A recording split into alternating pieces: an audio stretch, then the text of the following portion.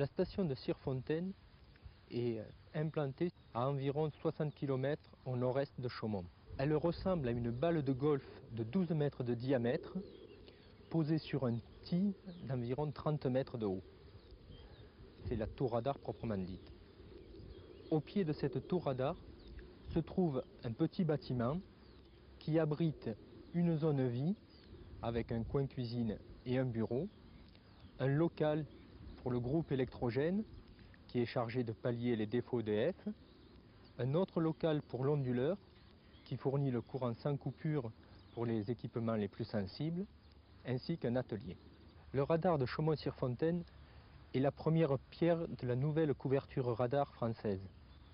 En effet, la couverture actuelle date des années 60 et comprend 11 radars civils, 7 radars militaires et 2 radars étrangers. Cette couverture, qui a donné satisfaction jusqu'à présent, a aussi montré quelques insuffisances, en particulier dans le nord-est de la France. C'est pourquoi il a été décidé de repenser le problème dans son ensemble.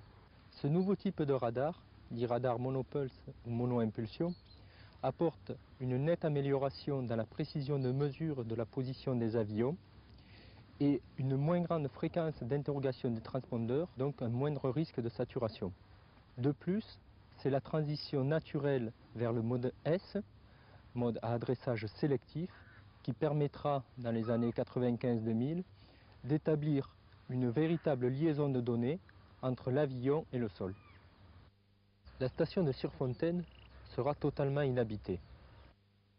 La télésurveillance est réalisée à partir d'un réseau de calculateurs data général qui communiquent entre eux via le réseau Transpac.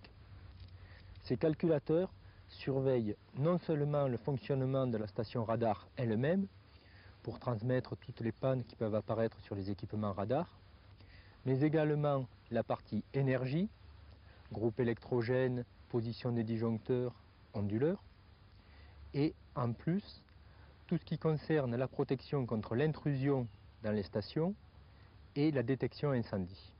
La station de Sirfontaine est radomée, comme d'ailleurs toutes les stations qui seront implantées dans des zones à climat rigoureux. D'autres stations seront radomées uniquement pour des raisons d'esthétique. Certaines, enfin, ne seront pas radomées du tout.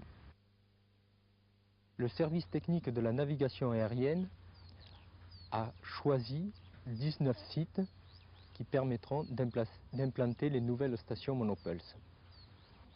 Le site de Sirfontaine est l'un de ces sites.